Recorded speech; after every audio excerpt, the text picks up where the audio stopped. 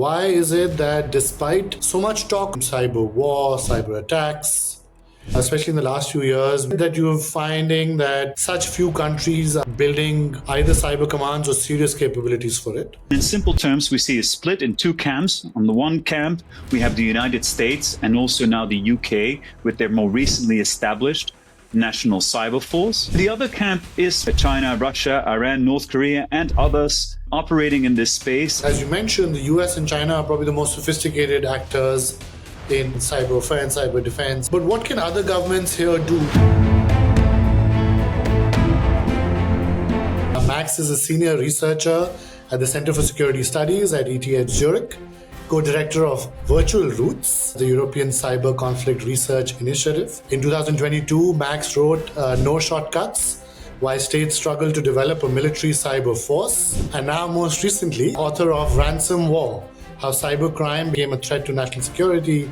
Former CIA person, I hope, he wrote a book, Scott Henderson, about China. He talks about the early hacker community that was extremely decentralized, and Chinese government was still figuring out how to reel those people back in. We see them sort of tripping over each other in the same networks. Now, today we see a landscape that is increasingly maturing. And so other than the US, China, Russia, North Korea, Iran, Israel, what other countries would you consider as players on that landscape? Cyber criminals, and specifically ransomware actors, were really becoming on par with nation states when it comes to threat to society and specific organizations. The second actor that I think deserves particular attention is a group called Predatory Sparrow that has not been attributed to a nation, but so significant because it has done these incredible operations against the Iranian government. Now, when we look at these groups, they've really developed a careful playbook on how they go about their operations. You see these groups thinking carefully about what decisions should I make. We've seen, particularly from 2021, ransomware groups going after ever bigger targets. We've seen them taking actions against Colonial Pipeline in the US, disrupting the oil and gas infrastructure where Biden had to step in. So what happens is that governments have to make decisions which groups to go after. When I say, let's try and focus on the top 5. If we can disrupt the top 5, we might take 80% of the market. As you are disrupting the big one, it tends to split up into smaller units. The army, the paramilitary forces are very used to thinking of terrorist groups, right? You kill one, or you disrupt one rather, and then the same members might actually disband but show up in a different one. As you were talking about the ransomware groups, that's where my mind was going.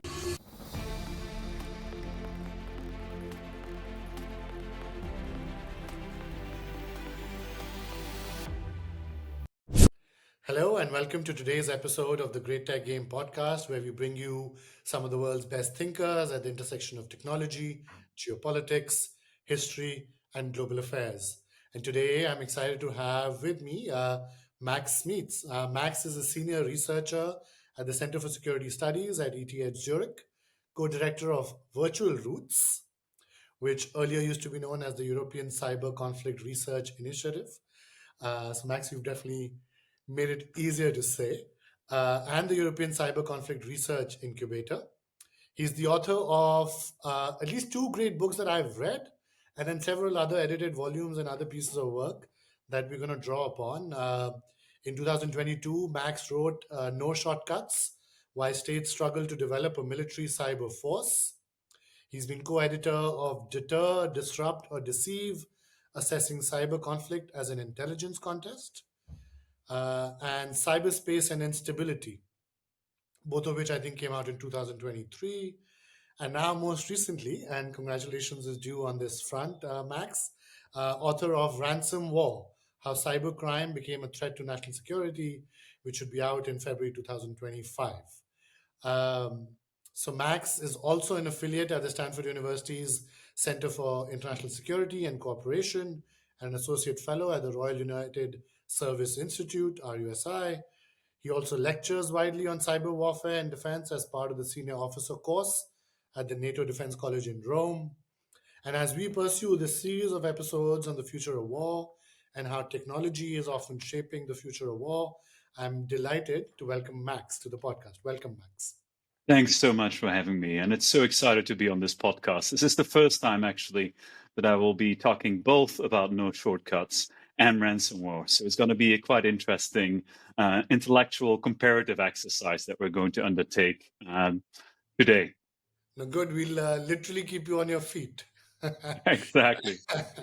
No, so I'm excited too about this conversation and to dig deep into, both your books that I've had the pleasure to read and enjoy and learn a lot from. We're gonna try and get started, Max, with um, a personal question. I know you've worked in finance before.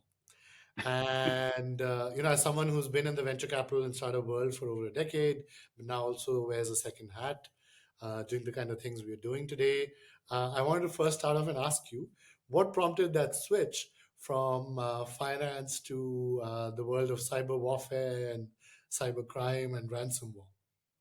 It started actually very early on. And thanks for the question. It's the first time anyone ever asked me. Um, when I was still an undergraduate student, I was studying econometrics and statistics and was doing quite a few economics courses. And it prompted me to then move into, at least early on, do an initial internship at a bank, try to develop some statistical models. But in my undergraduate, I also had the opportunity to read a book from Richard Clarke on cyber war.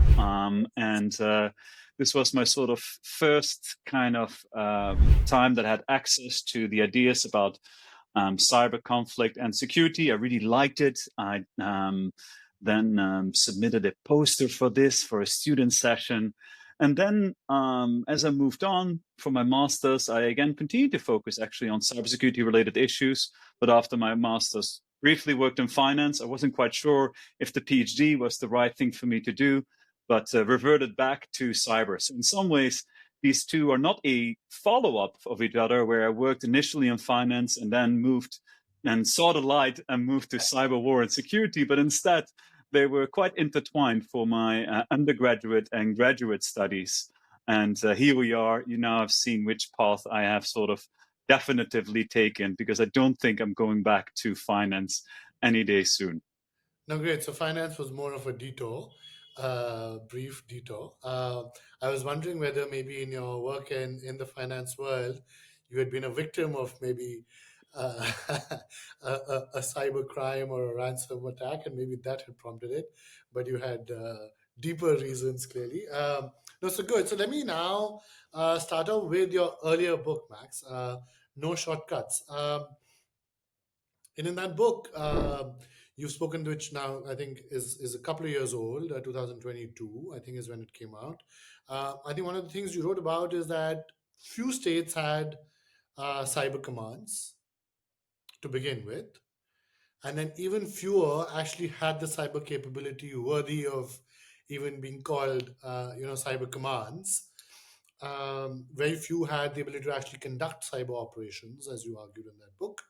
Um, Talk to us about why that is. Why is it that despite so much talk of cyber crime, cyber war, cyber attacks, right? Especially in the last few years, we've seen everyone from President Biden to others talk very, very prominently about this domain of warfare. Why is it that you're finding that such few countries are building either cyber commands or serious capabilities for it? And on the other hand, the ones who have done it, why have they actually decided to do it? Yeah, so as you mentioned, the book starts really with a dual observation. On the one hand, we have seen countries, particularly since 2010, um, having developed a military cyber policy. Of course, the majority of countries today have written not only a cybersecurity strategy, but then also a cyber defense strategy where they have started to prioritize cyber defense. Increasingly, countries, particularly from 2012, have started cyber a domain of warfare next to the other four domains.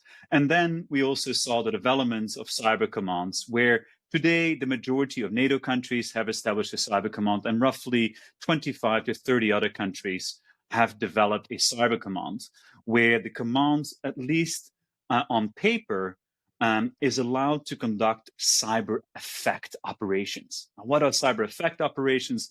These are the type of operations where the military seeks to disrupt, deny, degrade, and or destroy computer systems or networks.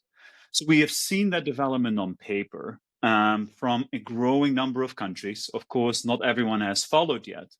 But the second part of that dual observation is that few of those cyber commands have been highly active. In this space, we have seen many nation states operating. Cyberspace is a very busy space for states, but that's mostly the intelligence services. The cyber commands seem to have struggled to operate. And one of the reasons, and one of the key reasons that I lay out in the book, has simply to do with their mandate.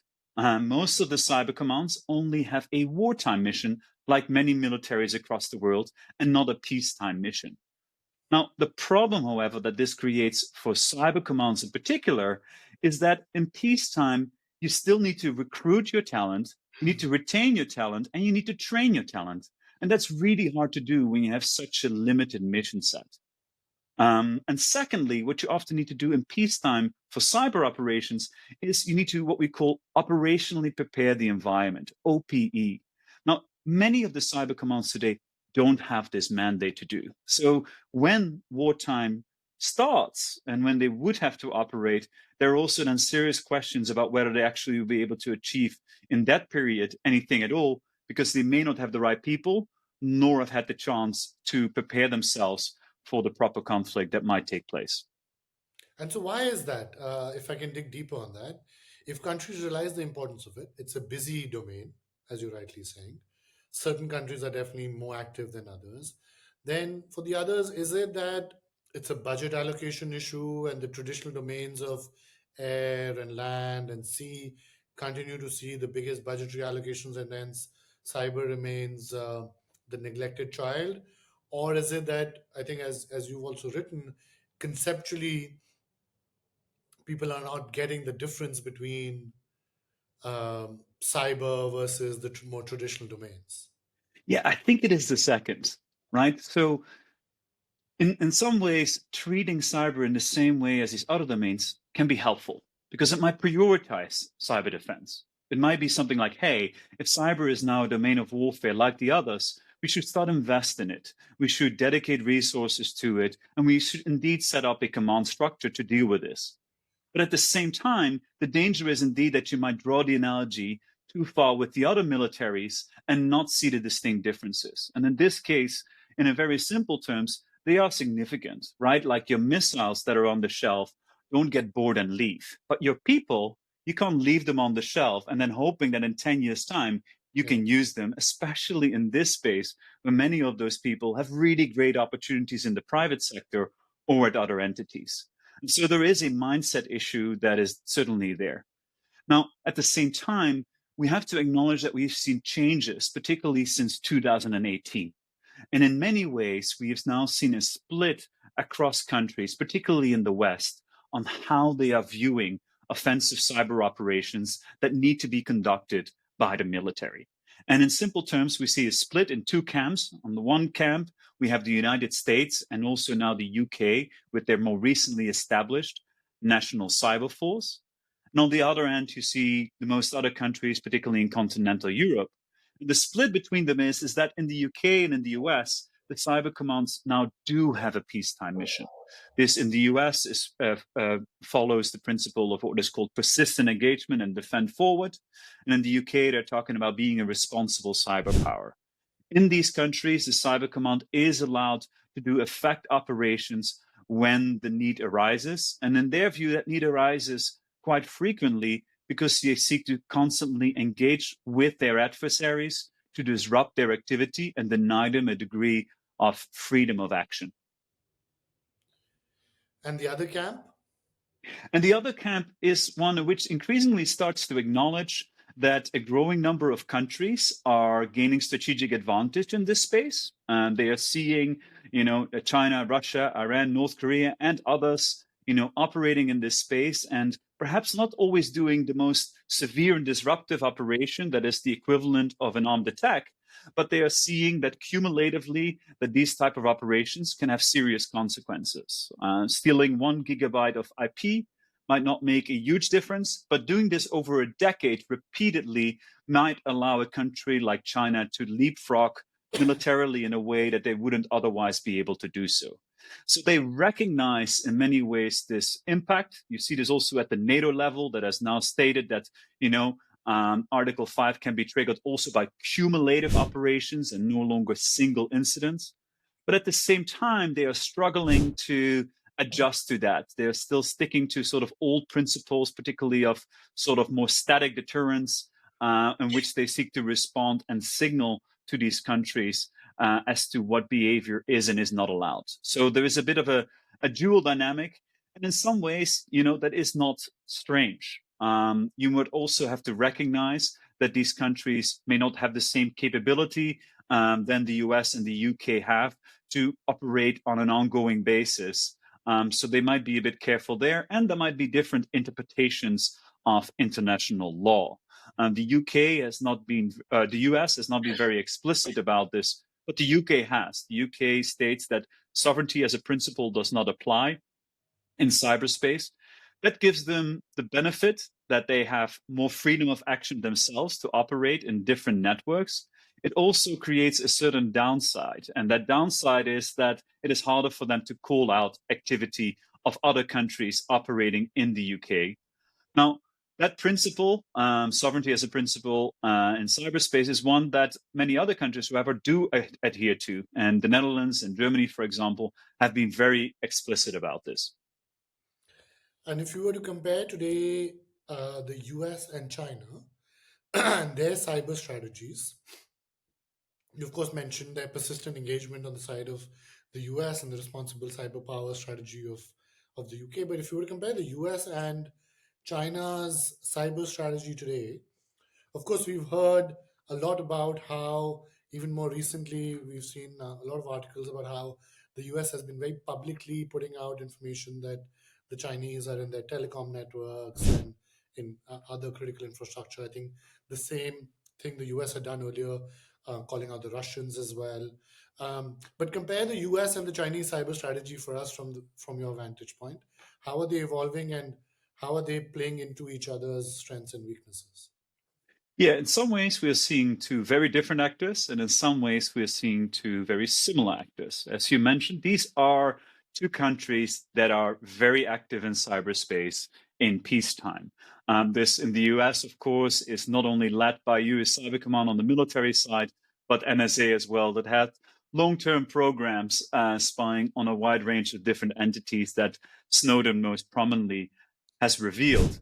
In the US now, with Cyber Command, to be clear, has this strategy of persistent engagement that seek to constantly disrupt adversarial activity wherever they maneuver. And let's be clear, that means that, if a Chinese group operates through networks in Africa, Europe, or other countries, it also might mean that the US may want to engage with these adversaries in those networks to seek and disrupt them. So really a global mindset as to where to operate.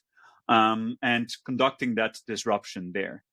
Um, China, we know, has been operating globally for a long time and at a scale that is quite remarkable too, with a lot of different groups that seem to increasingly be tasked in a more coordinated manner, but at a scale that is incredible, in a partially coordinated manner, but more decentralized than the United States. The US has a couple of, significant, of course, units within the NSA that are doing their tasking and orders. In China, it's a much wider set of actors linked to the PLA that are doing these activities. But one notable thing about China is the difficulty for all of us to point to really activity that has been highly disruptive or destructive. The majority of activity that we know from China is IP theft or other espionage. And then, as has recently been called out in the US and potentially also in Europe, is Chinese activity that does, again, this OPE, operational preparation of the environment, where they hold maybe certain systems at risk that they could later on cause very significant disruptive or destructive effect if they would want to. And we can expect them doing similar behavior in the networks from Taiwan and others. But if you would ask people, hey, what are sort of Stuxnet like operations that China has conducted? That is very hard to point to. And to be clear here, Stuxnet was the operation that allegedly the United States and Israel conducted against the nuclear centrifuges in Natanz, Iran, that caused significant effect against those centrifuges. We can, of course, debate what the long-term impact there was of. We have seen other activity from the US, both before and after, not always as advanced, but certainly at times quite disruptive and destructive. That is the activity that, again, we have not seen from China as of today, but they are certainly capable of doing so. They've laid the groundwork for it in many ways, possibly. Um, on the US side, on the Chinese side, clearly what you're telling, how you were describing it, is that their structure is that this, yes, they have some organizational state capabilities around it, but then they have this decentralized network of groups and APTs, etc., that also maybe do some of the network based work that you were describing. On the US side, is it largely still concentrated into just those two, the US Cyber Command and the groups within NSA, or do you feel the US also has the wider range of groups to supplement or complement what the state driven actions are? Yeah, so on China, we have seen great changes over the past. There is a person who I believe is a former CIA person. I hope I don't spread further disinformation. Who wrote a book, Scott Henderson, about China. Not a widely known book, and he talks about the early hacker community that was extremely decentralized, and Chinese government was still figuring out how to reel those people back in and use them. Then, sort of, we saw different phases where over time we saw a greater decentralization of units that were connected directly to the PLA and that were doing operations, but not always in a coordinated manner. You would see them sort of tripping over each other in the same networks. It suggested that there wasn't this highly coordinated operational activity, but they were all sort of doing smash and grab operations, often getting discovered quite quickly and easily. And in some ways, they didn't seem to care that much about it.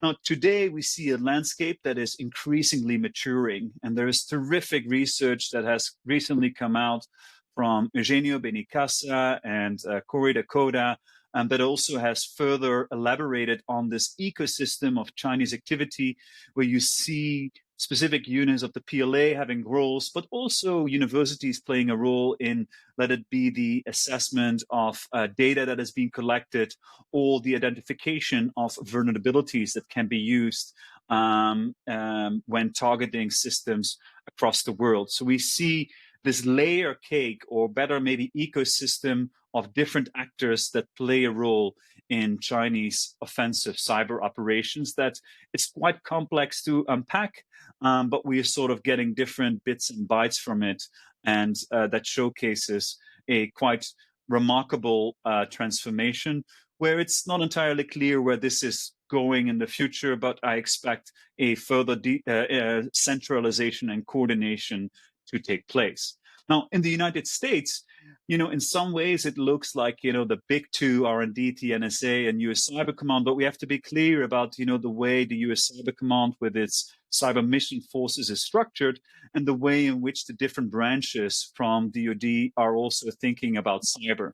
The danger with cyber, as the US is very well aware, is to too much segment cyber away from the other domains. And the realization is today that, hey, we need to reel this back into whether these are Navy units or Army units, because as they are conducting specific military operations, cyber becomes then an add-on. And so, you have to think about this in sort of two ways. Cyber as a singular activity that might sometimes take place, but more frequently, cyber as a enabler or complementary activity to existing military activity, which then as a result of it requires a much deeper integration to a much wider set of military units across the different branches. And then the broader ecosystem also exists then. in the US outside of the DoD and the Great NSA? question. Yes, it does. If you would look at the small companies that are operating, outside of Fort Meade, you will certainly find different suppliers of different types of capabilities to these entities. It might very well be that a actor like the NSA or Cyber Command will buy what we call specific exploits to use when they seek to gain access or escalate access on systems from boutique shops or bigger shops with maybe people that have previously worked there. Um, and so you, of course, see a group of suppliers that also come on the side of infrastructure. Think about who is developing the cyber ranges where the army or other entities can practice on. These are all coming from private sector actors. That said, there are also differences, right? Yes, you will have your defense universities that may have some relationship to the commands and NSAs of this world, but the way in which these are embedded in the ecosystem is not exactly like China. And secondly, the vulnerability that individual researchers might feel in China also again differs in the United States. The United States cannot mandate any individual researcher to necessarily hand over all their existing research that they have, and otherwise, severe consequences might follow. So, there are clearly differences as well, but unquestionably, these two countries are both sufficiently mature that there is an entire ecosystem around it that enables their operational activity.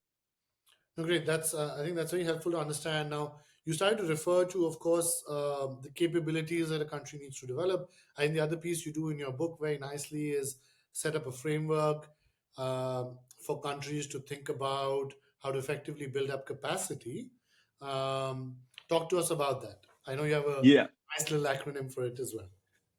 I call it the PITO framework. And PITO stands for People, Exploits, Tools, Infrastructure, and Organization. And Yeah. the reason why I came up with this abbreviation, as hard as it is to pronounce, was because I felt that cyber capabilities are often misunderstood. Some people talk about the launching of cyber weapons or the use of cyber capabilities and the development of a cyber capacity. And as they were talking about it, I sometimes felt they didn't have quite the sense of what is relevant here and what is maybe less relevant. Yeah. And when I talk about this PTO, it's the P above all, the people that really stand out. As I mentioned, it goes about the recruitment, retention, and training of people, and that's both technical folks, whether this is your developers and operators, but also your non-technical folks, your analysts, your lawyers, and so on. And that's an important one to consider because then the questions, most primarily when it comes to capability build up is, what type of programs can we establish to make sure that these people stay there? To what degree can we rely on reserve forces? To what degree do we need to collaborate with intel agencies to be effective? All of those questions. And if you would really push me hard on what will be the next sort of element there that is most relevant, it would be the unsexy infrastructure where you really have to rely on a wide set of infrastructure where a lot of costs go to make sure you're effective. You can think about target databases, but also what you use in specific operations, what we call C2 infrastructure, command and control infrastructure. Where I personally would put less emphasis on, but the thing that has been discussed the most is the E, which stands for exploits. And these are split up typically in different categories. The most prominent category is what we call zero-day exploits. Those exploits that are not yet known to the vendor or public. It's a sort of like key that has not yet been used by anyone that allows you to unlock a door or oftentimes a specific set of doors from the same in this case, software vendor. Now, that is sort of the focus that we hear about, the trade in these 0 days, the use of them by actors that suggest their sophistication. It's an interesting element, but it's really a tiny parcel of this bigger picture. And, it's a small thing, not least because once we start to understand how operations are conducted, we see that they are often not used. Rob Joyce from the NSA, when he was still leading, I believe, the Taylor Access Operation Unit, so the sort of the key unit that was responsible for cyber operations within the NSA, once gave a terrific talk at Enigma. And he said, to be successful when it comes to cyber operations, it's primarily about knowing the adversary network better than they do themselves. Yeah. And if you know that really well, you often don't need something super fancy or exotic to get in. It's, you can find other methods to come in. And it's the same way as, let's say, you would want to get access to a massive building, let it be, the university building that I'm in right now. If you know it really well, you don't need the most unique, cunning way that no one has ever done to get in. You probably, once you know everyone's routine, you know that there is this door or this window that someone always leaves open. And that's the same with cyber operations, where most of the time this can be done, particularly for the military, because as operations more frequently get discovered by nature, disruptive and destructive, they don't want to maybe use something super exotic at the start that is very costly in case discovery happens. Yeah, no, I think that's very helpful. On the people front, right, which obviously of the PITO framework you have highlighted as the most important piece, how have some countries gotten that right? Who's gotten it right? I mean, again, I'm sure it's just a relative thing. I'm sure no one's done it perfectly, but which countries come to mind when who've gotten that P element right, and how have they gotten there? Yeah, let me be annoying and first out with how many countries got it wrong, and um, Which I'm sure is and then you get a sense of who got it right as well. So the countries that have gotten it wrong is the majority of countries early on that sorry, occasionally the light goes off. It's the majority of countries that started and provided a 6-week training program for their commanders and then pushed them in there. And then, as these people worked there, as I previously mentioned, the mission set was not always immediately clear as to what these individuals would do. And then they would be training on what we call a cyber range that was developed with all respect, just a few million, that allowed these people to do a limited set of practice scenarios essentially on the cyber range that is provided. And that is the wrong mindset. And to add to it, the other wrong mindset that we frequently saw, particularly in countries that established these cyber commands at a time of austerity, is that they were recruiting from other military units because at a time of austerity everything else is is I wouldn't say winding down but reducing in cost, so you Yeah, attract your tech savvy talent from those units, and then you give them a limited mission set that then as a result of it creates a perfect recruitment platform for the private sector to come in and take that out. So you've almost created a funnel for a brain drain to take place. Now, you can see the countries that then have done it better. And I think the NCF is trying to do a really good model today where the intel officers and the military officers are working shoulder on shoulder, where you are thinking really carefully about where you're establishing that unit and develop an entire university program where you heavily fund it at the same time to ensure that you have the right people, not just today, but coming out of a certain degree and accessing your unit when needed.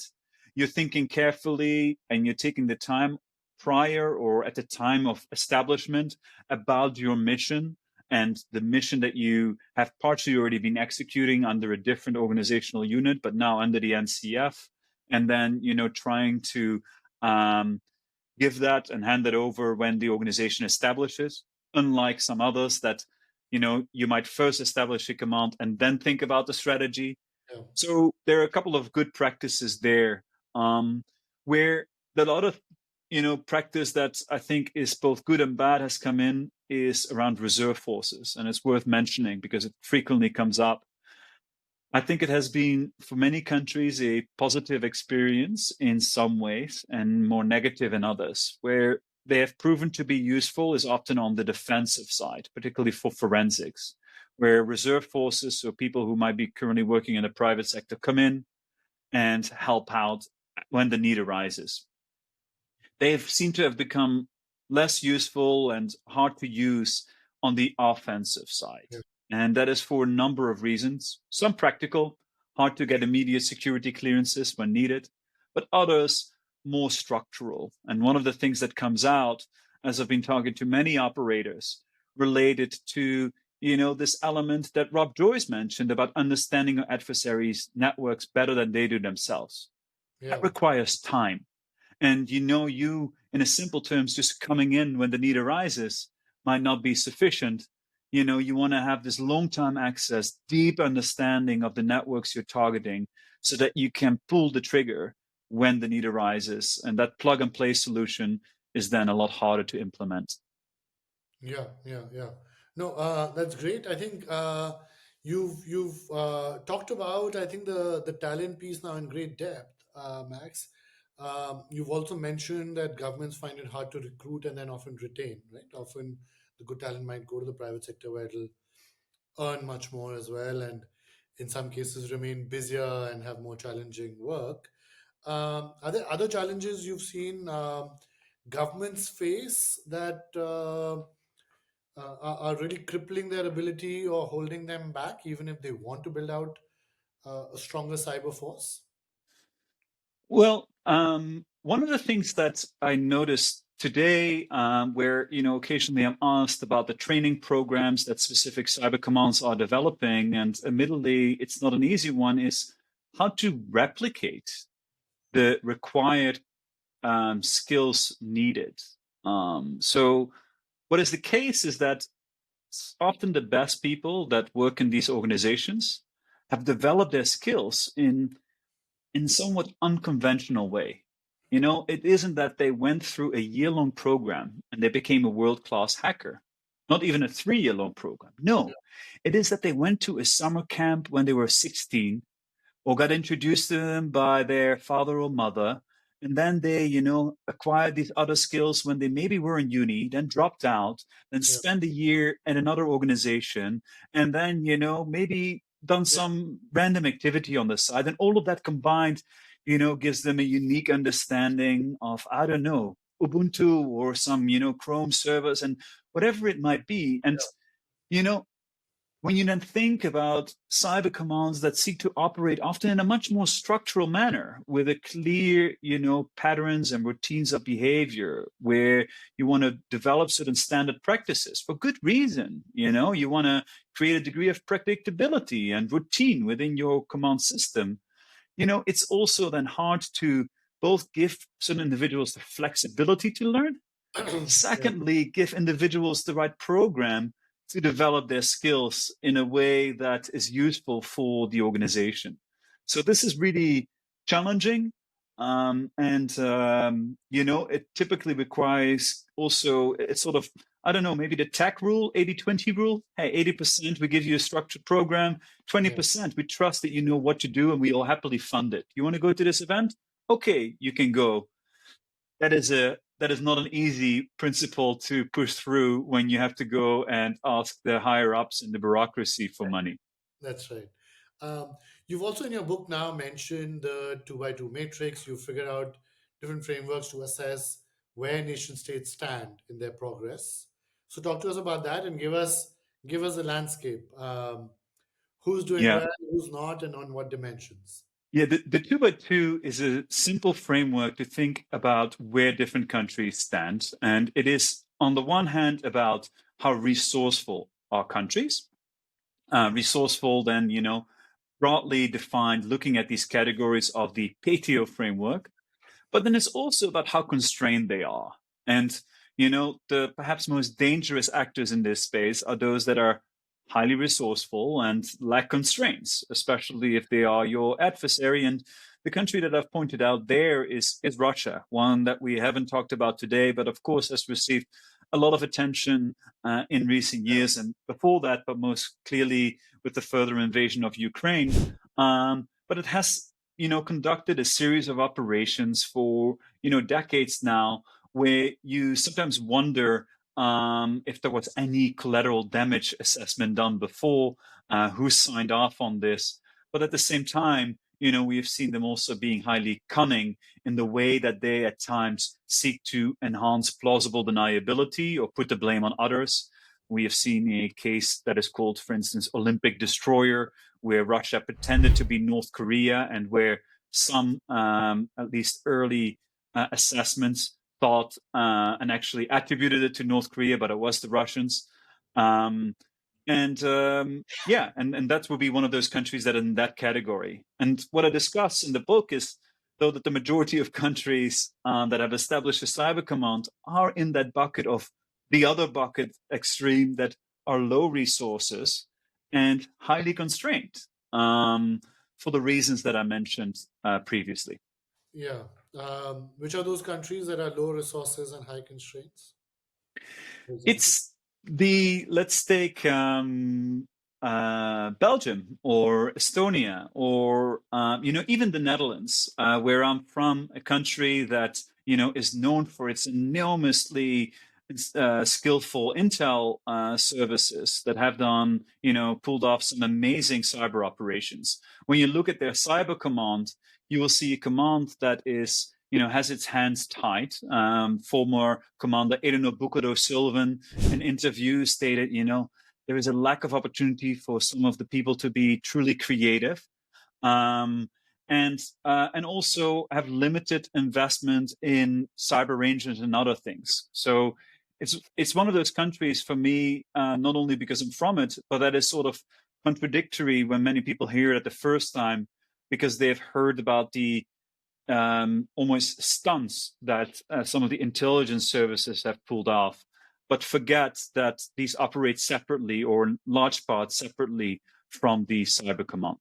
Yeah. And so, other than the US, China, Russia, North Korea, we of course hear about Iran, Israel. You've spoken about your home country. What other countries would you consider as players on that landscape? These are the ones we hear the most about. And even in my conversation with Adam, I think it was the usual suspects, like these countries that came up. But are there others that your 2 by 2 matrix threw up as interesting players to watch? That's correct. We've seen a couple of interesting developments, right? First of all, in the wider Middle East, we know that countries like the UAE have relied on um, expertise, often from the outside, to develop their capabilities, initially mostly on the intel side, but it is not out of question that some of that is also going to the military side. And we see it build up that, you know, will have consequences that we are not entirely sure of right today. So, that's a group of countries that deserves more attention. We've seen them also being hit by different activities from Iran in the past, Saudi Arabia most principally. And so, you can imagine more scenarios in the future where some of these countries are more willing to punch back. From already over a decade, we have seen interesting activity coming from both Pakistan and India. But much of that activity that was early on reported was hacktivist activity. It wasn't immediately attributed to the state. And there are now open questions on state capability, also particularly from the intel services side, and how this is being used. It's not my forte, not my area of expertise where I've delved into more recently. But it's clearly, a dyad that has already received some attention and deserves more attention, I would say, in the future. Now, if I could point to sort of other interesting cases, I think it's worth mentioning a few. One is the cyber partisans. This is a group that is actually not a nation state, but it is a resistance movement in Belarus that operates against the Belarusian state. And it's interesting because it is the first of its kind, and it has done a repeated set of activity for the past few years against the Belarusian government that deserves attention from any analyst. First of all, because it has actually been quite disruptive and destructive at times, halting, for instance, railway networks, also the ones that were supplying Russian military in the war in Ukraine. They've done things like releasing the passport scans of many Belarusian government officials, including Lukashenko himself. They have doxed a wide range of other officers, including, revealing whether they had affairs or not potentially causing disruption. But at the same time, they're trying to develop a framework for being responsible in this space as to what they do seek to do and do not seek to do, how they notify certain people and not, where they operate and where they do not operate. So you see a sort of emergence there. The second actor that I think deserves particular attention is a group called Predatory Sparrow. Predatory Sparrow is a group that has been operating under the cover of hacktivism, has not been attributed to a nation, but very likely is. And I will let it up to the readers to or listeners to guess which country that might be. But that Predatory Sparrow is so significant because it has done these incredible operations against the Iranian government. So they were responsible for attack against a steel mill, where they even published the CCTV footage where you see the sort of fire coming out of this steel mill as they destroyed parts of it.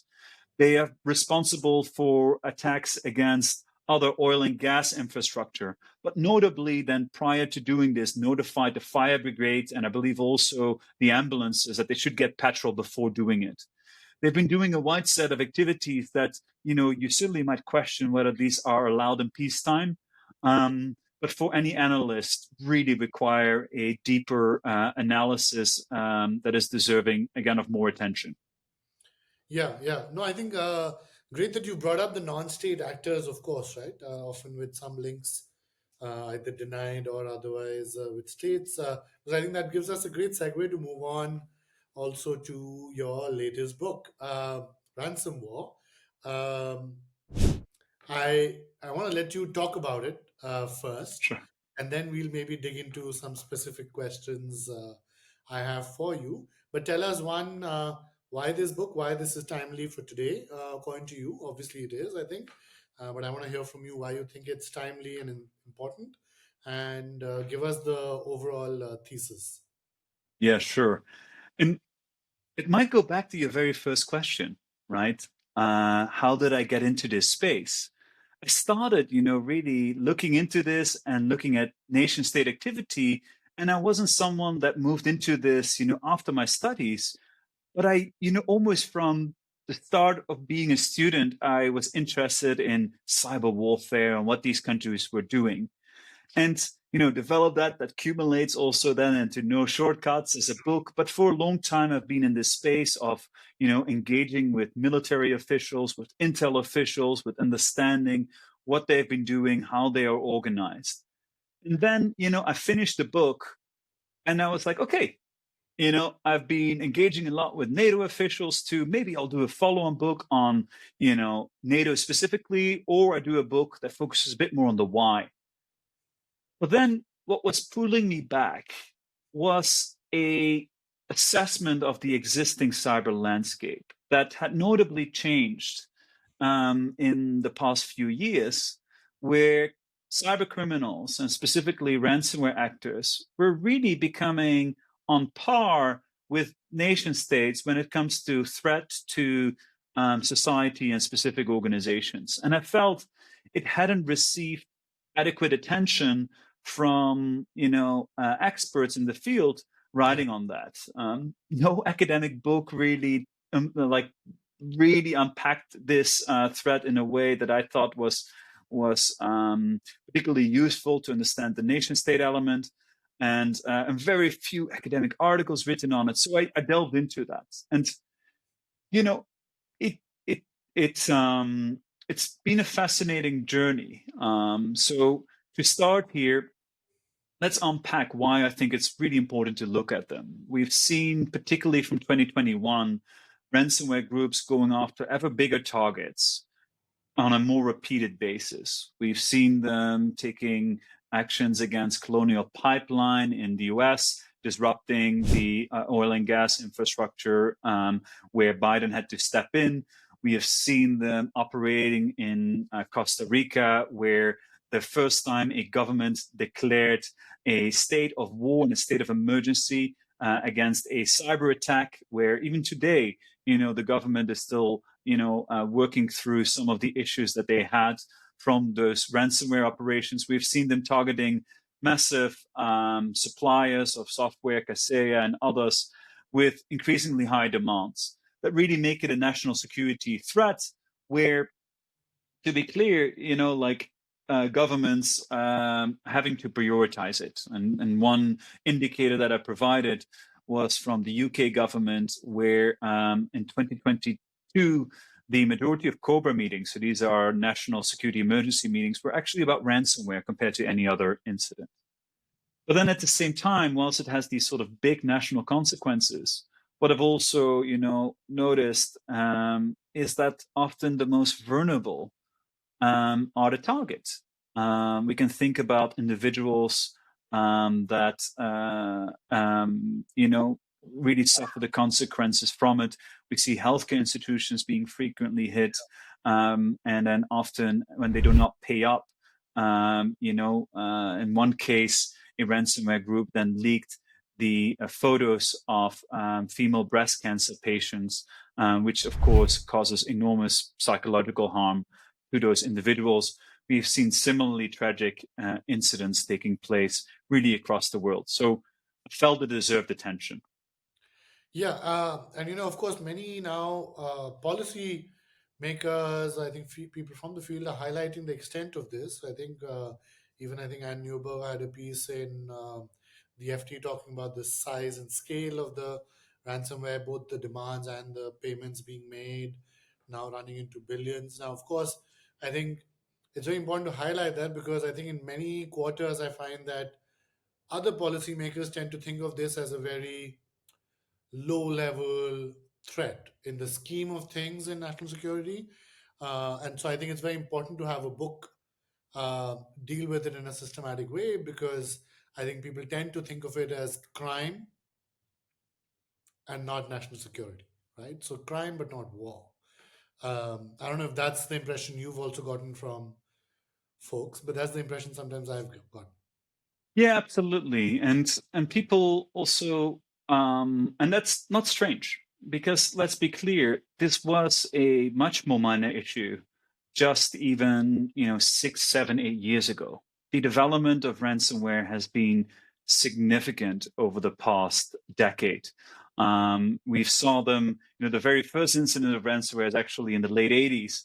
But since then, we saw them using better encryption.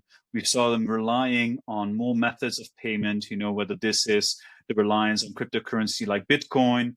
We saw them relying on greater infrastructures to target more widely. We saw them increasingly specialize. So, distinguishing between those who would develop the encryption and decryption components from those who were doing the operations. We saw them over time targeting increasingly more significant networks.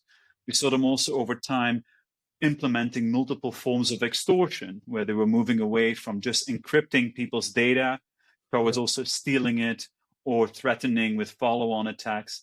And more recently, we really saw them in professionalizing, setting up entire teams with HR units, with targeting units, with caller units, with a variety of units that had dedicated tasks. And that's all possible because of the revenue streams that these groups are, getting. The group that I have been looking for my book most specifically at was a group called Conti, the biggest one by revenue in 2021, with a minimum revenue of that year of 180 million, but some have estimated it, which is definitely on the very high end of 1.2 billion. And you see here a group that has 100 plus individuals working for them, where when they are working for them, have a bonus malus system where they receive a monthly payment. But if they do well, they might get an award and get double paid. That's Yes. subtracted from people that have not performed poorly. You have discussions within the group, as we know from leaked data, on whether they should do remote office or not remote office. So you see these really significant entities that unquestionably deserve the attention of governments. Yeah, yeah. No, so great. I think you've laid the ground. I want to now dig deeper. Tell us from a landscape standpoint again, the biggest countries where these groups are often either originating or operating from, whether in sync with the state or not, and which are some of the actors you've already mentioned. Conti, obviously, but I know you've talked about a whole lot of others. but draw out like maybe the major countries that are both the attackers and the victims. I just tried to mention Costa Rica one, but draw that landscape both on the state actors and also the groups. Yeah, I mean, we ransomware is a somewhat global phenomenon, but the most obvious hotspot is Russia, uh, and it has been for a long time. That said, this Russian activity has always been linked with activity or people that were operating from places like Belarus, but Yeah, also places like Ukraine. In fact, Ukraine, when we think about the very first Prime conference, not related to ransomware, but to carding, was actually held in Odessa at the time. And we've seen that space, being quite multinational, with, groups operating from Russian territory, but having member bases across the world, and where there was a often tacit and sometimes more explicit agreement that these groups would not target Russia yeah, nor any of their friendly countries and would look towards countries outside of Russia. Um, and so there are a couple of interesting elements to unpack here. First is then their target set. And much of the target set is in the English speaking world, the US most prominently. And that is for a number of reasons. There are moral reasons to that, sort of like for some, it's like, hey, the evil empire, it's a win win. I can make good money and I can go and after these evil corporations in the United States. yeah, But it's also a practical one. And people forget that. It's one where it's a language that at least some are familiar with, that can help them not only in writing phishing emails to get access, but it also can help them in understanding once they have access some of the data and information that is behind it. If they will be targeting a German entity and stealing a lot of German language documents, that will be a bit harder to immediately pass through, and use your translation tools forward. So it's actually a practical element there too. Over time, we have then seen different dynamics. We've seen these groups targeting more globally, particularly from 2022 and 2023. We saw, for instance, uptick in Latin American organizations being targeted, that were sometimes being less well defended, and other times were still having, sufficient enough profit to go after. But we've also seen on the sort of membership side fascinating changes, where the group, for instance, that I looked at, Conti, had a membership base that was Ukrainian, Russian, and others. And, what happened is that likely a Ukrainian individual leaked a lot of their internal messages on through platforms called Jabber and Rocket Chat, and exposed sort of the operations. And it seems that groups that have emerged out of Conti after, as it imploded since then, were more nationalized, not completely, but perhaps a bit more cautious of bringing certain individuals on board, where previously these political differences mattered less. So groups like Conti, you've mentioned a few. I'm gonna rattle off some names. Feel free to pick up whichever seems the most interesting to talk about. You've mentioned Black Matter. You've mentioned Play, Scattered Spider, Deadbolt, Hive, Reveal. I think as viewers and listeners who might not be as deeply entrenched in this world, there seem to be groups, and then there seem to be illicit marketplaces. Some of which you've mentioned, like Hydra and Genesis and others. Um, Talk to us like about some of these. Like, are they sort of flash in the pan type groups? They come and they go, or are some of them more scaling up and are becoming maybe deadlier or more dangerous? Um, so actually, if you might, let me take one step back. And why do I want to take one step back before looking at all of these specific groups? Is because it is important to highlight the real underlying dynamic that underlies all of these groups and what they need to resolve. And that's frequently not well understood. And I call this in my book the ransomware trust paradox. It's Yeah. sort of littered across the chapters, but not devoted as one chapter. What does the ransomware trust paradox entail? It means that groups need to deceive victims to get access, to steal their data, right? Write this cunning phishing email. But then also they need to gain their trust. They Yeah. need to gain the trust from their victims because they need to be seen as both reliable and Yeah. skillful. They need to be reliable that, hey, if I'm paying 2.5 million, you better do not upload my data again, right? I need to have sort of a feeling that that's not going to happen because otherwise I'm never going to pay this 2.5 million. And they need to be seen as skillful enough that, if I am paying for that all that money, that actually it can get my data back and decrypt it. And that is not always an easy task, particularly when this is stolen very quickly, and at a scale that is very significant for a variety of organizations. So the question is how the different ransomware groups overcome the ransomware trust paradox. How do they gain the trust of the victims to do that? And they do this trust building in a number of different ways. And we've seen smaller and bigger groups trying to do this with greater and lesser success.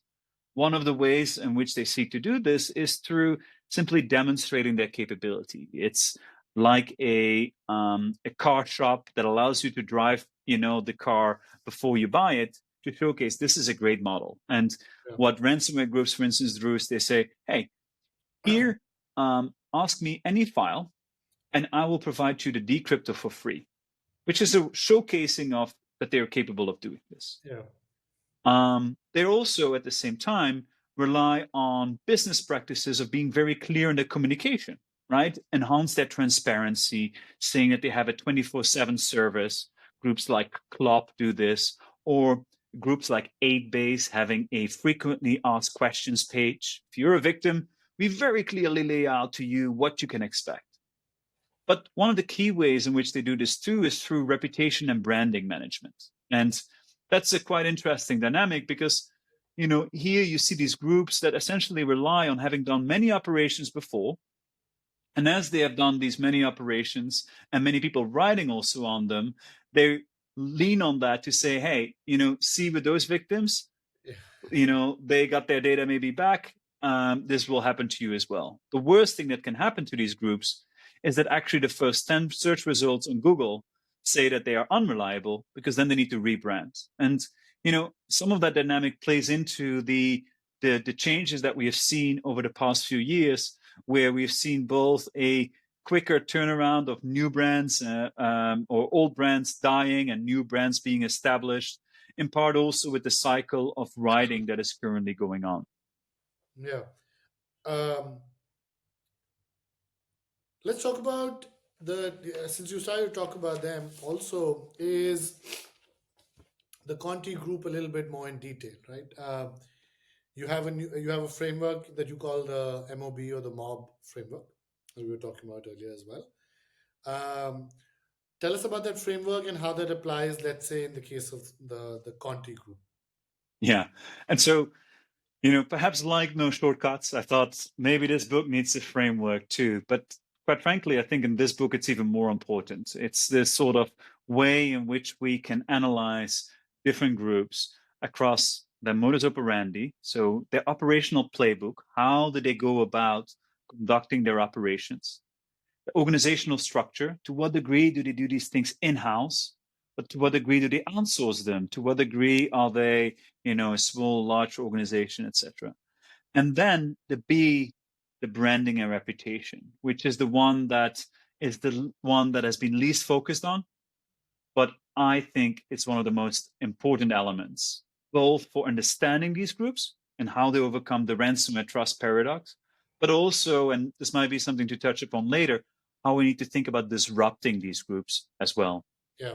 Now, when we look at these groups and develop them from, across these three elements, you see with the M, the modus operandi, that they've really developed a careful playbook on how they go about their operations. And this starts from often developing templates of writing phishing emails that then different operators within the organization can use to get access to a victim prior to sometimes identifying victims based on common data sets, whether this is using information from Zoom business accounts or other accounts to identify which companies might be bigger or smaller, which ones are more or less likely to pay out, and do real market research there. And then as this operational playbook develop, you see these groups thinking carefully about, you know, what decisions should I make? Should I spend a lot of time in these networks to then steal as much data as possible?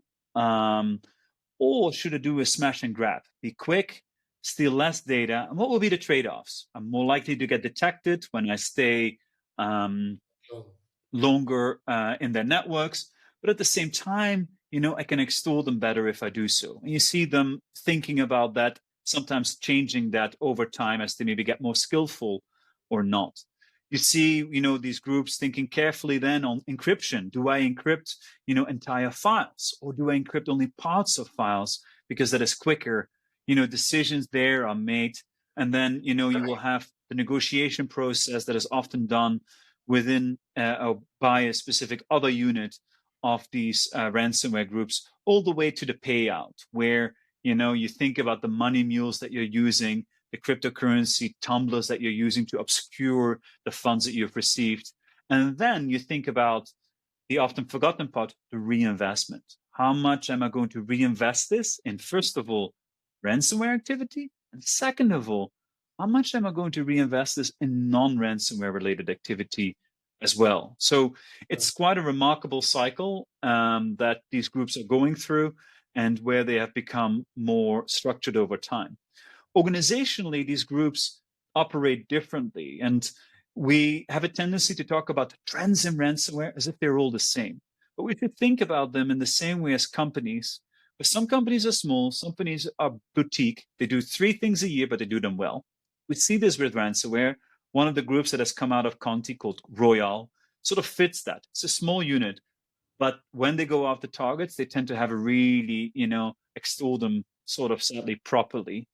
And you see other groups that are much bigger and perhaps more relying on a more outsourcing model. It's a small group of people that have developed their main tools, and then they rely on initial access brokers, affiliates, or operators that are doing the operations for them and getting maybe a percentage. So you see all sorts of models that exist.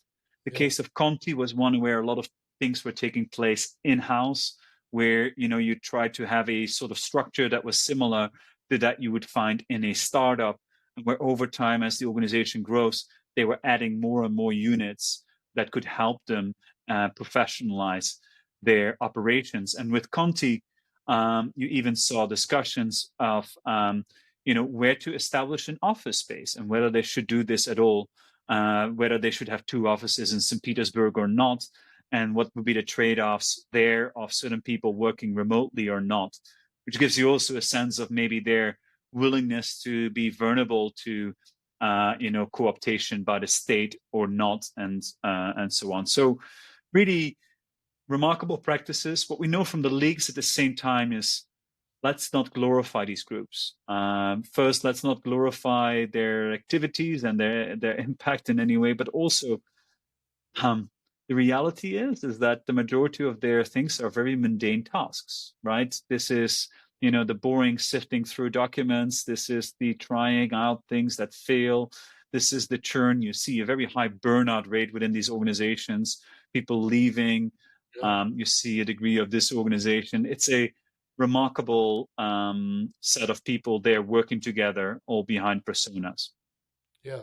No, fascinating. I think the fascinating underbelly of these groups, I think that you've dug deeper into in your book.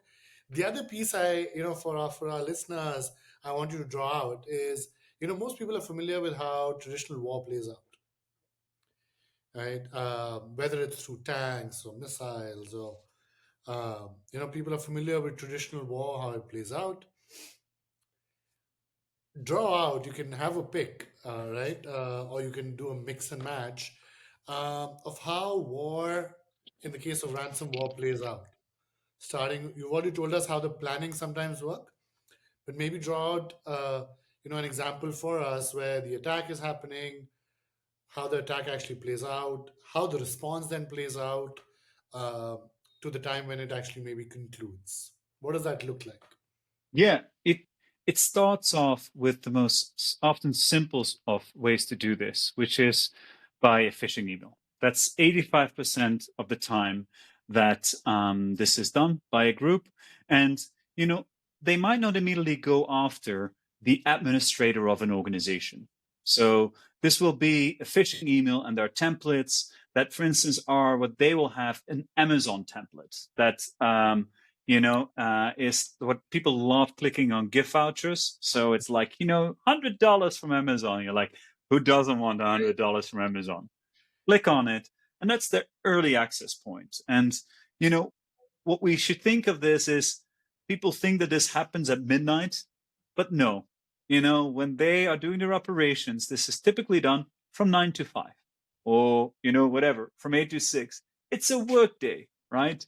When they are doing their activities. And, once you have a foothold in the organization, then you're really starting to think about, okay, how do I get to the crown jewels? How do I make my way up in getting there? And this often means that they try to rely on infrastructure that already exists within an organization that we call living off the land, where you try to find smart ways to basically get your further and further access, maybe through an email that you send off, or, incorporate yourself in this newsletter link, click, etc., and see what information you're able to establish that ultimately leads, to, if they are lucky, a degree of access that ultimately gets them to sufficient amount of data that they want to sometimes be in the networks for a long time, because they don't want to also not only encrypt your current data, but also those backups and backups and backups. So the longer they're in there, the harder it is. And as they do this, they will think then very quickly about revealing themselves to you. And they do this through what is called dropping a ransom note. This ransom note then lays out always a couple of different things. Most of the time, they self attribute. Look, this is something that states rarely do. But ransomware groups, they want to say, it was us, right? And what they then will put in there is typically, a early on, this would be, immediately a payment number and, how to pay. Yeah. Today, it's different. They drop that and they say, this is us. They write it out clearly, maybe with this text to provide a decryptor. But then what's the next thing is to say, let's start a business conversation. And sometimes they frame this in a way, it's like, we have done a assessment of your organization. Unfortunately, you have been victim. We can help you retrieve the data back. And if you retrieve the data back, we'll even give you a report of how we got in, stuff like that. In a sort of business-like manner, they talk to you about it. And, they will give you discounts depending on how quick you sometimes are able to pay, but also the type of cryptocurrency you're able to pay with it. This then becomes an interesting, question there of, a game of poker, of how much information each has, how tight is the grip of the organization on the organization, et cetera, et cetera. Does this organization care more about, the data, getting the data back, or having this data published? Yeah. And then ultimately, this gets, as I mentioned previously, to payout as well. Now, where the tricky thing comes in, as I previously mentioned, is for organizations to assess often what has been stolen. And sadly, what is the case is that organizations may not have the right practices in place from the start to really do the right forensics, know what has been going on in their system, and also knowing what has been taken. That puts them in very tricky discussions when they negotiate. And by the way, those negotiations very frequently are done by professionals. It's not the victim directly, but you have a whole, industry, or not like a small industry of brokers, essentially, and negotiators that are often helping victims in these negotiations, which means that the ransomware groups and the negotiators often have seen each other before. It's not a one-off game. It's a game where they have been negotiating with each other for not one victim, but probably multiple others. Yeah, and then maybe take the case of a colonial pipe. So you've laid out, I think, very nicely for us what a Yeah, relatively simple case of ransomware attack will look like, what it'll entail. Let's talk about like a complicated one that we've heard in the news, and it's yeah, got the policymakers, as you mentioned, Biden had to step in. So either the Colonial Pipeline or SolarWinds, one of these major attacks, and especially when the government also needs to get involved, big tech firms are involved. Like, what does that look like? In some ways, as simple as it is now, it's a similar thing for a big organization, a complex organization, or a non-complex organization, right? So the sort of the operational playbook that I laid out there, regardless of sometimes its consequences, um, the operational practice is very similar. And in the case of Colonial Pipeline, what was the case there is that they actually got initial access, then spread their access in the network from the billing system and other things, but they never got access to the actual operational environment, which was actually, the turning on and off, I don't know, pipelines or not. But Colonial Pipeline was so worried about it that they took the precautionist step to say, hey, let's stop this and let's think about the further consequences of this.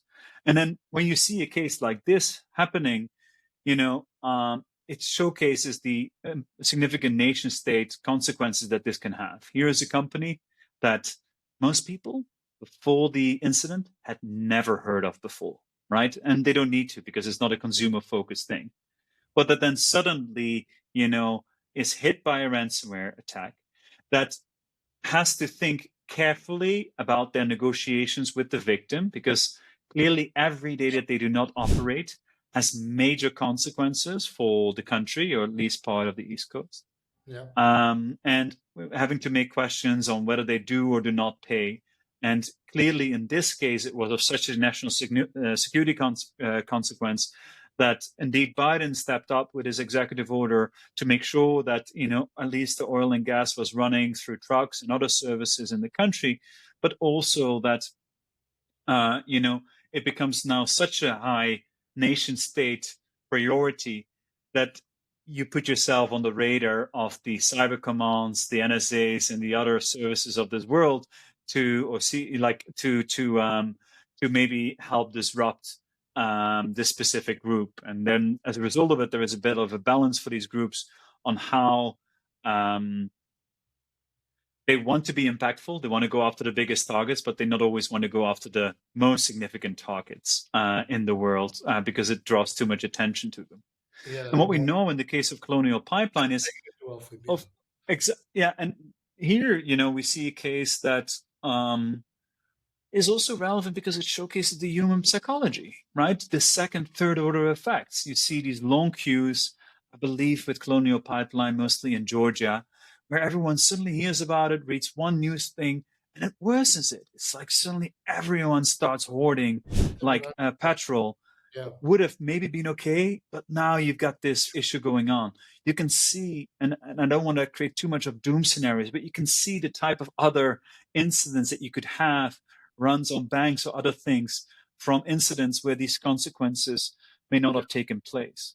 Now, the one thing to mention here is also, I talked about the sort of targeted nature of these ransomware groups, but we also have to be too careful, is sometimes a ransomware group doesn't exactly know how consequential this group is. They didn't know that this will take down the entire East Coast, oil and gas infrastructure. They are like, hey, we've been in this previous system. Why don't we go after this? This looks significant.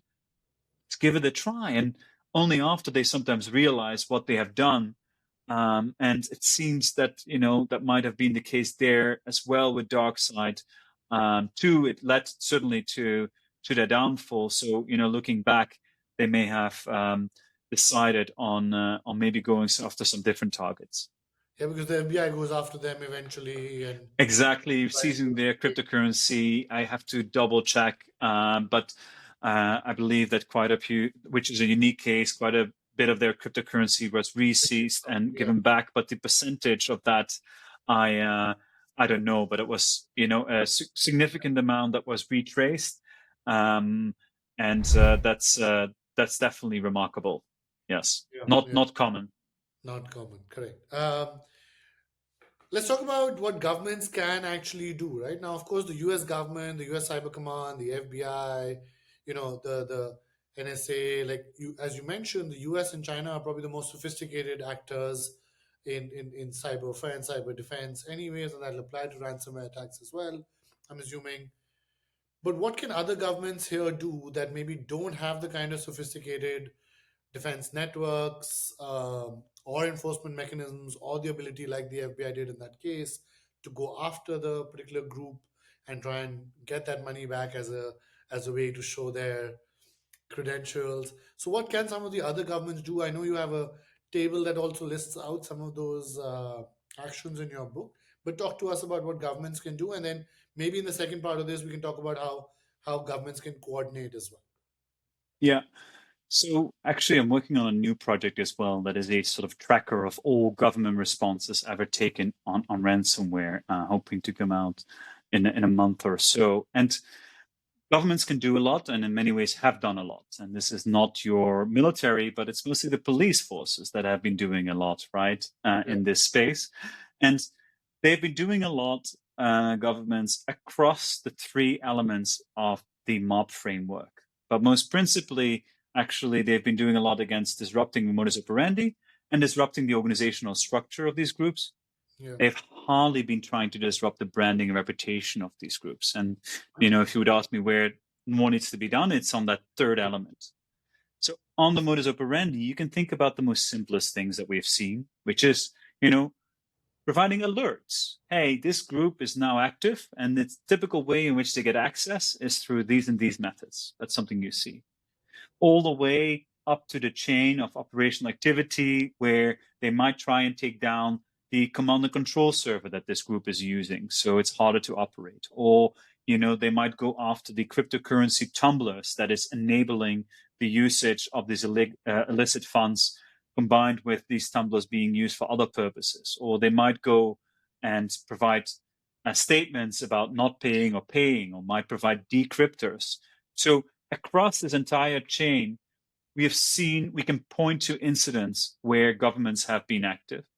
And again, where we also have seen governments being active is in disrupting the organizations at times of these groups, because what they've been trying to do is, for instance, sanctioning individuals and giving out rewards.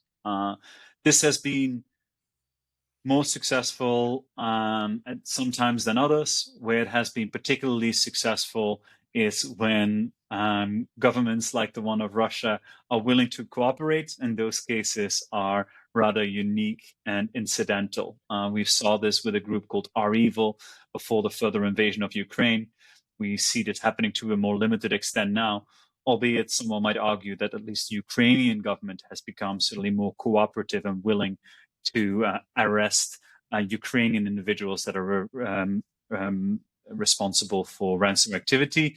And where we have seen governments being very effective is when groups like a group called Scattered Spider, that yeah, has individuals mostly operating in the West, where they have the opportunity to arrest them, they have been trying to do so. And so there is quite a bit of activity in this space. It's easy for me to say, not enough, clearly, definitely not enough. Governments have limited resources, and that leads to interesting practices in this space. So, what happens, and simply said, is that governments have to make decisions on which groups to go after. Now, if I am leading an organization and I see a landscape of tens, if not hundreds, of different ransomware brands, which one would I pick? I look at the revenue and I say, let's try and focus on the top five. If we can disrupt the top five, we might take 80% of the market. And we've seen this happening increasingly so from 2021 with governments ramping up not only their individual efforts, but also their collaborative efforts, with also new international initiatives that have been established. But okay, what does it lead to? It's almost like, I don't know, when you hit with a hammer and then a couple of other things, mushroom up. yeah, It's a sort of thing where, as you are disrupting the big one, it tends to split up into and smaller units. correct, the whack-a-mole, And yeah, exactly. And that's a bit of the danger that we have seen. It's not the only reason why we have seen a less monopolistic space today than a couple of years ago. There are other reasons, but it's definitely one where governments would have to grapple with. in the future on the type of ecosystem they are creating. That goes to finish that thought. That goes to the more typical point people make is the question that I always get asked is does these government actions does it lead to more or less ransomware? And you can point to saying like, hey, revenue of ransomware has been increasing. This is not working. We can have an open discussion about it, but one thing that is for sure, and that is that the government actions definitely have an impact on the ecosystem and the way in which these ransomware groups operate and engage with governments and, of course, with victims as well. And if you were to try and compare and contrast these groups and the nature of this industry with in the case of cyber warfare, cyber espionage, of course you hear a lot about APTs, the advanced persistent threats, and of course in the more traditional um, frameworks of terrorist groups, right? So in a country like India, of course, the police force, the army, the paramilitary forces are very used to thinking of terrorist groups, right? You kill one or you disrupt one rather, and then the same members might actually disband but show up in a different one, right? So as you were talking about the ransomware groups, that's where my mind was going. But talk to us about how you see some of the parallels and differences between ransomware groups, APTs, and let's say terrorist groups that many countries around the world have now been facing for many, at least several decades. Sure. So that goes back to the ransomware trust paradox, right? Ransomware groups have to gain the trust of their victims. If they don't gain their trust, they are not profitable. So they have to think about gaining trust. APTs don't need to. Yeah, Even when nation states, APTs, use ransomware for other purposes, whether this is Russia and Ukraine to maybe enhance their operational tempo, or China and Latin America to create more plausible deniability. They are there not seeking to, gain a profit in that same way. And as a result of it, need to gain trust of their victims through reputation management and other management.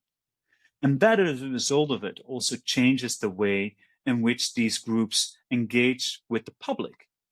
Ransomware groups, they are very happy with public attention. It helps them in their reputation and branding. Whereas APTs, particularly again the nation states and particularly within that the intel services, they typically want to shy away from public attention. They want to, have this degree of plausible deniability if they get caught. And so here you have one that wants to have, people riding on them, the other one that doesn't want to have people riding on them. And yet, this goes to a key part of my book. The way that we as the public treat them is very much the same. And that is something that needs to be changed, yeah, right? We need to start thinking about these groups where the way in which we publicly engage can enhance their branding and reputation and can play into the hands of what these groups are able to, how these groups are able to extort their victims. And there you do see an interesting analogy with terrorism, right? With terrorism, we have we are very well aware that if we publicly report on terrorist incidents in certain ways, it will play into the hand of these terrorist groups that want to cause terror. And so, what do we have with terrorism? It doesn't mean that we don't write on them anymore, but you will have, specific guidebooks. You will have trainings for journalists and for others to think about, terrorist reporting and writing as a both journalistic endeavor, as a broader endeavor. And it's this type of thinking that, in my view, is also needed for ransomware. In the book, I talk about the need for a code of ethics on ransomware, where we have to think about when we write on them, whether this is actually playing into the hand of these groups and help them in their operations. yeah. No, this has been great, Max. We've covered a lot of ground between the two books, and all the various, I think, real life examples you've thrown up for us, and the frameworks you've put forth to help people think more systematically about both the phenomenon and the nature of the groups and their effectiveness. So thank you so much. We end every podcast with two quick questions. One is, for our listeners, recommendations for books of course, other than your own or mine, that, if people are interested in these kinds of themes that we've discussed today, a few books or one or two books that you would recommend. And that's one. And second is recommendations for guests for the podcast as well. Sure. So on books, as you mentioned, I'm directing an organization called Virtual Roots, and with that, we have a book club as well for the fellows. And the book that I just recommended, that I haven't read myself for the book club, is the one from Dmitry Alpirovich, Will at the Brink. And I'm really curious about that. It's a tentative recommendation because I've not read it myself yet, but I've ordered it and told everyone, let's do this as part of the book club. But his reputation suggests that this is going to be a really interesting read, one written together with Garrett Graff. So that would be for me one that I would highly recommend. Now, the other guests for this show. Before we get to Um, the guest, a book that you have read also. Of course, you mentioned Richard Clarke's book that helped sure, in. sure, sure, sure. But Um, some other books that maybe have helped you really get a better grasp of this, and other thinkers maybe in the field that you. Uh, Yeah, absolutely. And me being the geek, I then tend to go for a lot of cyber related books. yeah, One book that I recommend is actually from my colleague Leonard Maschmeyer on subversion.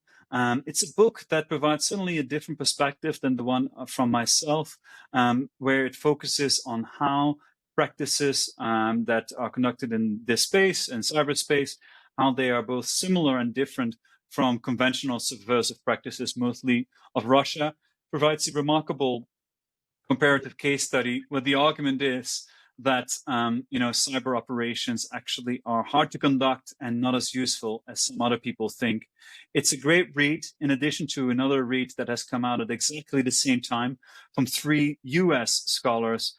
Richard Hartnett, Michael Fisher-Keller, and Emily Goldman, the latter being currently still at US Cyber Command, who are sort of the founding fathers of this US thinking on persistent engagement that really provide a different perspective as they are showcasing how cyber operations can have such a significant strategic relevance, and also as a result of it, how the US should change its strategy. So now no, I'm great, making a great comparative recommendation yeah, of two books coming out at the same time, providing two almost polar opposite perspectives. But I guess that's what we need in today's world, right? We need that's to right. still be open to read differences in opinion No, and allow us to immerse ourselves in those who think not like ourselves. So those are the book. the book recommendations All that together. I would love to point out to.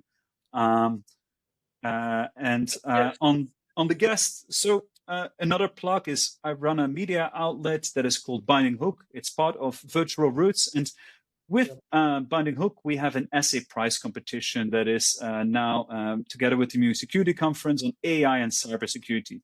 And quite Yep. frankly, everyone on the board of the essay prize competition, I would highly recommend as a guest. So the two co-chairs of the board, Shashank Joshi from The Economist, as well as Kersti Kaljulaid, the former president of Estonia, will be really two excellent guests on the Great Tech Game. But anyone else really on that board, I think, would provide a unique perspective on technology and international security. No, great. Thank you so much. I think those are great recommendations. I think both for the books as well as guests. I have not read Dimitri's book myself either, so it's a good reminder for me to pick it up. I had come across it. So thank you for both, and thank you for being generous with your time, Max. And of course, best of luck with the book. If travels bring you, of course, to the US or to India, do drop me a line. I look forward to meeting in person. Will do. Thank you so much for having me, and it's been a pleasure. Thank you so much, Max. I'm just gonna hit stop on the record.